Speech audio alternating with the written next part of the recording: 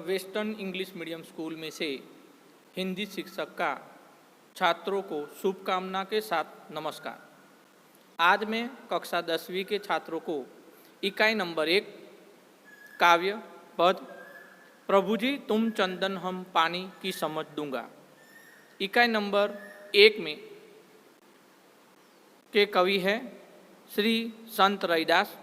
इकाई नंबर 1 विषय प्रवेश समझाते हुए छात्रों को सूचित करता हूं कि यह काव्य हिंदी के भक्तिकालीन कवियों के महाकवि और श्री संत रैदास जी का सुप्रसिद्ध काव्य है।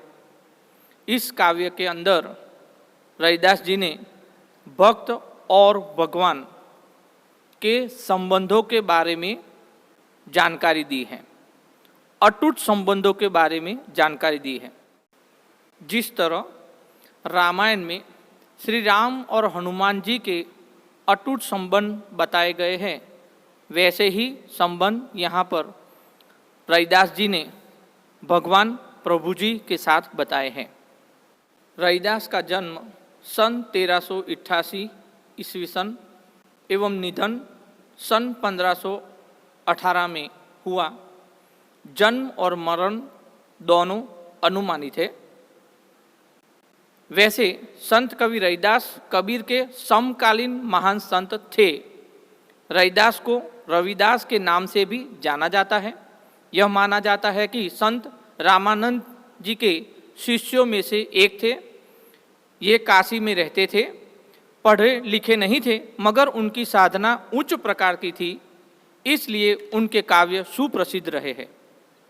तो छात्रों, अब हम काव्य की ओर प्रवेश करते हैं। उसका प्रथम चरण है प्रभु जी तुम चंदन हम पानी, जाकी अंग अंग बास समानी।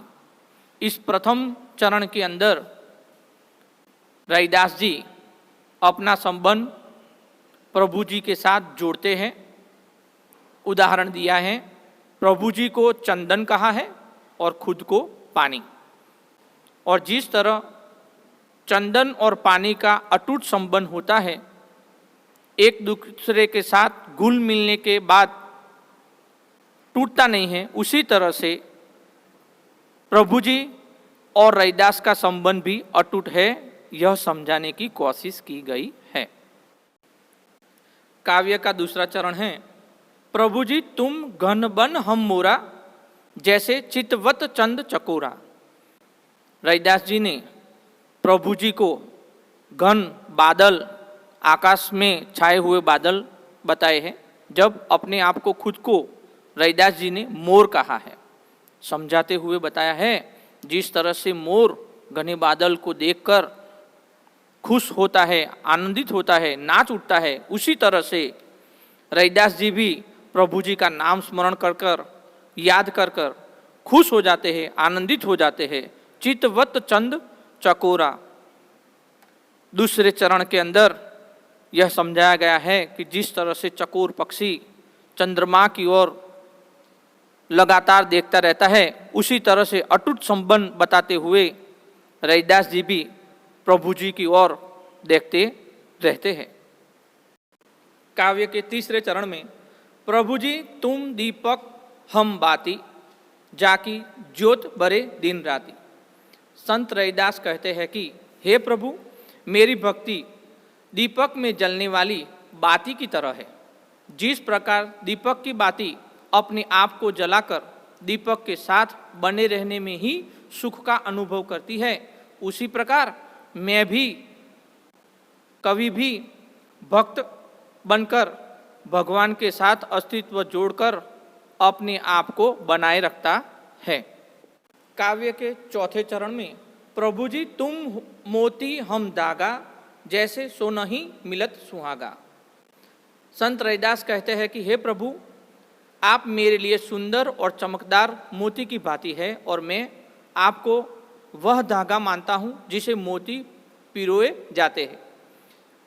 धागे के सहारे मोती टिका रहता है। ये दोनों का अटूट संबंध है। जिस प्रकार मोती की माला का धागा मोतियों से जुड़ा रहता है, उसी तरह वे भी अपनी भक्ति के द्वारा रैदास भी भगवान से घनिष्ठ रूप में जुड़े रहने चाहते हैं। वे ईश्वर से अपने जुड़ाव को सोने और सुहागे के मेल की संज्ञा देते हैं। यह संबंध स्पष्ट किया है। काव्य के 5वें चरण के अंदर प्रभु जी तुम स्वामी हम दास, ऐसी भक्ति करे रैदास। संत रैदास कहते हैं प्रभु जी स्वामी हैं और खुद संत रैदास दास के स्वरूप में बताए गए हैं, और उस तरह से दास बनकर हनुमान जी की तरह, जिस तरह हनुमान जी राम की सेवा करते हैं, उसी तरह से रैदास जी भगवान की सेवा करने में मानते हैं। आगे कहते हैं आप हमारे मालिक हैं और मैं आपका समर्पित सेवक हूँ। रैदास जी कहते हैं हे प्रभु, मेरी भक्ति तो इसी प्रकार की है। आज मैंने रैदास के प्रभु जी तुम चंदन हम पानी काव्य को छात्रों को समझाने की कोशिश की है। यह आशा रखता हूँ कि मेरे प्यारे छात्रों को ठीक तरह से यह काव्य समझ में आया है। मेहनत करें और पढ़ाई करते रहे। धन्यवाद, आभार।